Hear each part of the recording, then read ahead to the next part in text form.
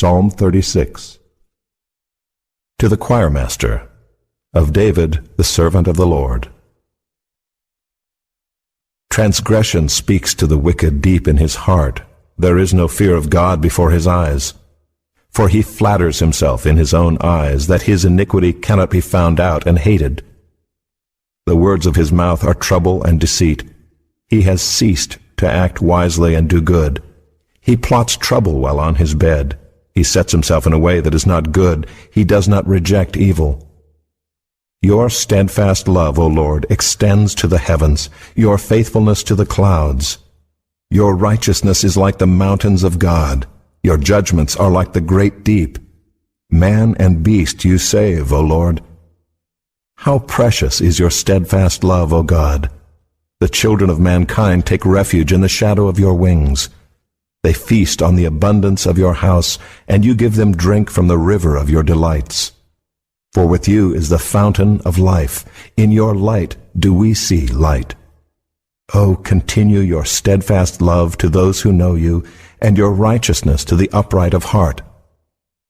Let not the foot of arrogance come upon me, nor the hand of the wicked drive me away.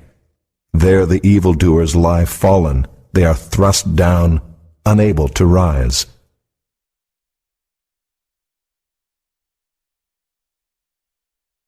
Psalm 37.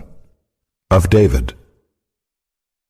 Fret not yourself because of evildoers. Be not envious of wrongdoers, for they will soon fade like the grass and wither like the green herb. Trust in the Lord and do good. Dwell in the land and befriend faithfulness. Delight yourself in the Lord, and he will give you the desires of your heart. Commit your way to the Lord. Trust in him, and he will act. He will bring forth your righteousness as the light, and your justice as the noonday. Be still before the Lord, and wait patiently for him. Fret not yourself over the one who prospers in his way, over the man who carries out evil devices. Refrain from anger and forsake wrath. Fret not yourself, it tends only to evil. For the evildoers shall be cut off, but those who wait for the Lord shall inherit the land. In just a little while the wicked will be no more. Though you look carefully at his place, he will not be there. But the meek shall inherit the land and delight themselves in abundant peace.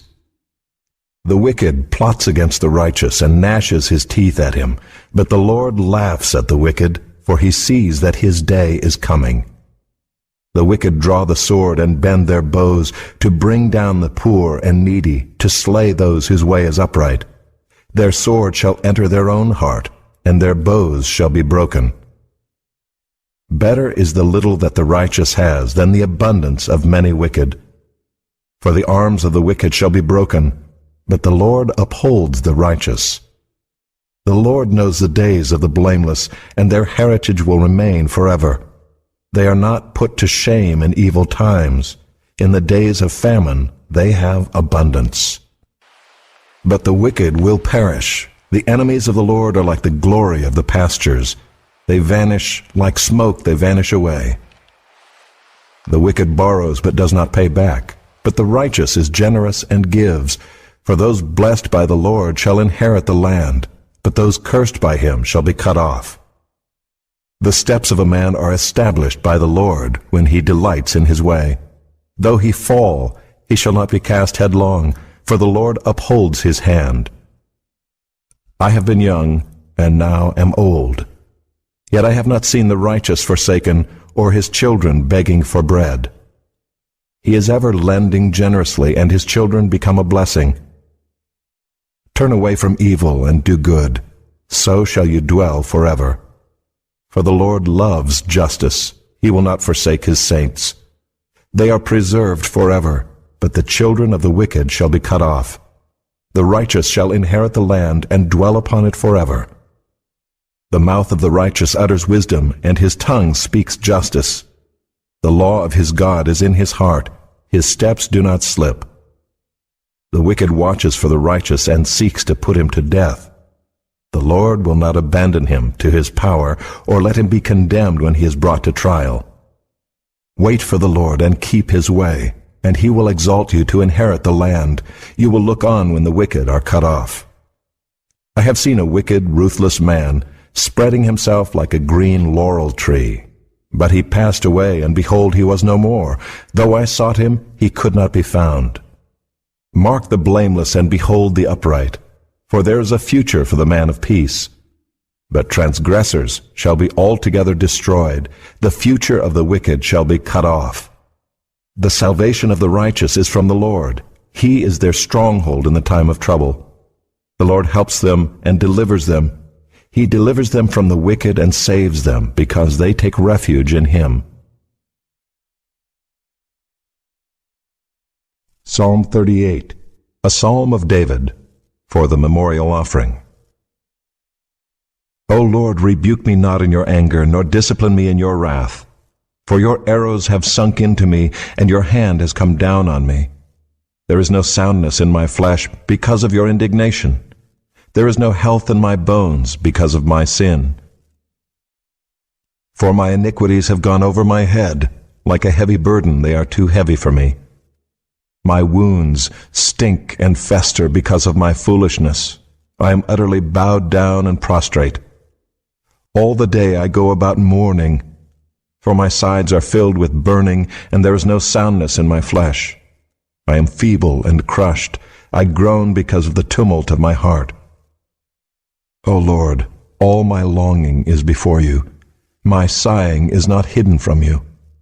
My heart throbs, my strength fails me, and the light of my eyes, it also has gone from me. My friends and companions stand aloof from my plague, and my nearest kin stand far off. Those who seek my life lay their snares. Those who seek my hurt speak of ruin, and meditate treachery all day long. But I am like a deaf man, I do not hear, like a mute man who does not open his mouth. I have become like a man who does not hear, and in whose mouth are no rebukes. But for you, O Lord, do I wait. It is you, O Lord my God, who will answer. For I said, only let them not rejoice over me, who boast against me when my foot slips. For I am ready to fall, and my pain is ever before me. I confess my iniquity. I am sorry for my sin. But my foes are vigorous, they are mighty, and many are those who hate me wrongfully. Those who render me evil for good accuse me because I follow after good. Do not forsake me, O Lord. O my God, be not far from me. Make haste to help me, O Lord, my salvation. Psalm 39, to the choirmaster. To Jeduthun, a psalm of David. I said, I will guard my ways, that I may not sin with my tongue. I will guard my mouth with a muzzle, so long as the wicked are in my presence. I was mute and silent. I held my peace to no avail, and my distress grew worse. My heart became hot within me.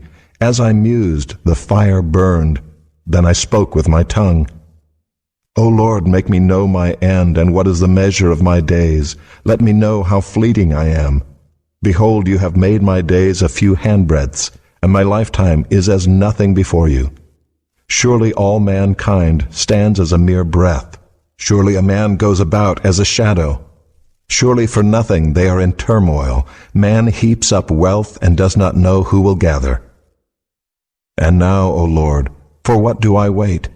My hope is in you. Deliver me from all my transgressions. Do not make me the scorn of the fool.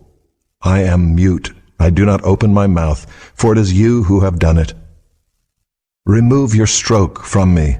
I am spent by the hostility of your hand. When you discipline a man with rebukes for sin, you consume like a moth what is dear to him. Surely all mankind is a mere breath. Selah. Hear my prayer, O Lord, and give ear to my cry. Hold not your peace at my tears. For I am a sojourner with you, a guest like all my fathers. Look away from me, that I may smile again before I depart and am no more. Psalm 40, to the choirmaster. A Psalm of David. I waited patiently for the Lord. He inclined to me and heard my cry.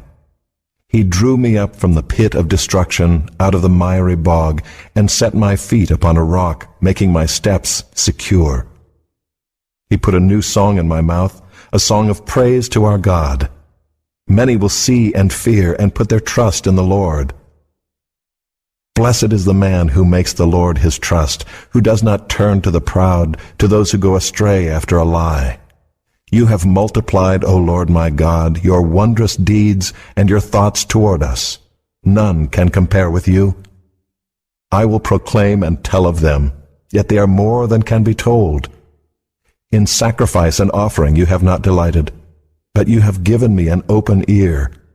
Burnt offering and sin offering you have not required. Then I said, Behold, I have come. In the scroll of the book it is written of me, I delight to do your will, O my God. Your law is within my heart. I have told the glad news of deliverance in the great congregation.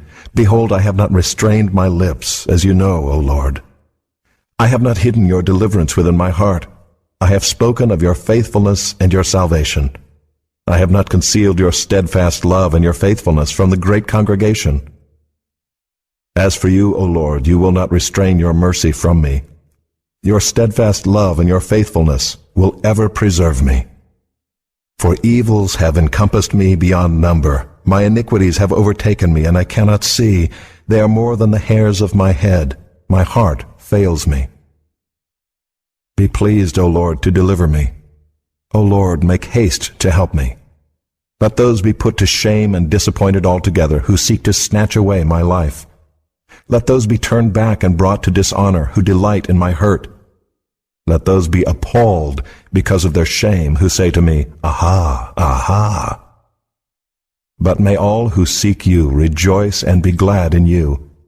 May those who love your salvation say continually, Great is the Lord. As for me, I am poor and needy, but the Lord takes thought for me.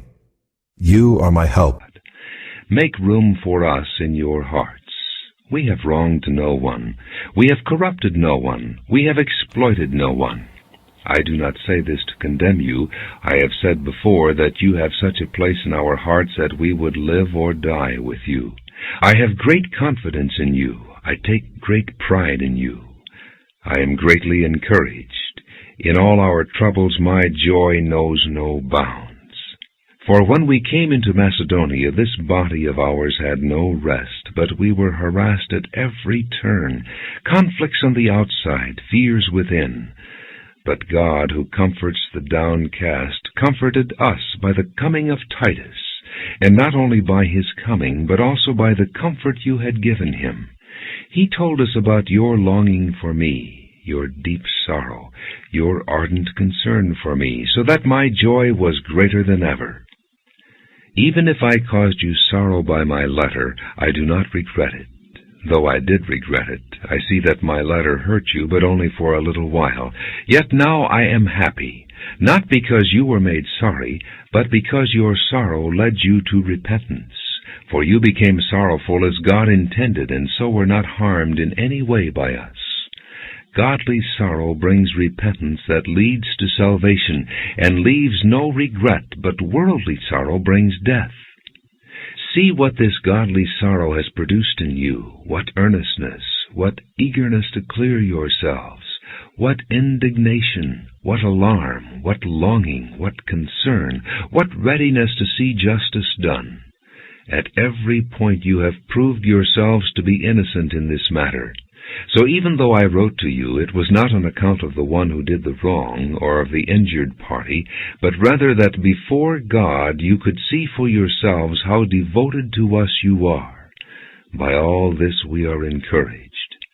In addition to our own encouragement, we were especially delighted to see how happy Titus was, because his spirit has been refreshed by all of you. I had boasted to him about you, and you have not embarrassed me. But just as everything we said to you was true, so our boasting about you to Titus has proved to be true as well. and his affection for you is all the greater when he remembers that you were all obedient, receiving him with fear and trembling. I am glad I can have complete confidence in you.